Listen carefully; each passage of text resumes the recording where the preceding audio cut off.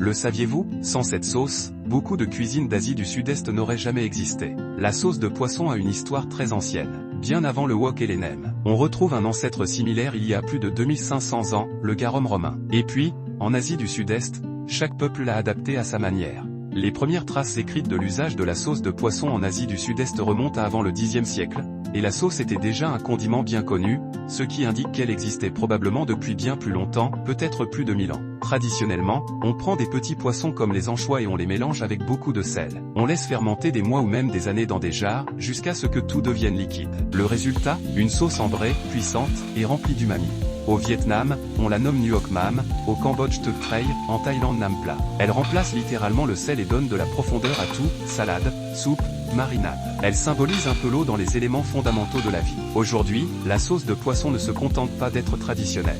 Le marché mondial de la sauce de poisson était évalué à près de 18 milliards de dollars américains en 2024, et devrait croître avec l'augmentation de la popularité de la cuisine d'Asie du Sud-Est. En Asie-Pacifique, elle représente près de 48% des parts de marché mondial pour ce type de condiment, tant elle est intégrée au quotidien. Et même en Europe et en France, on la retrouve dans les rayons des hypermarchés et épiceries asiatiques, signe qu'elle séduit de plus en plus.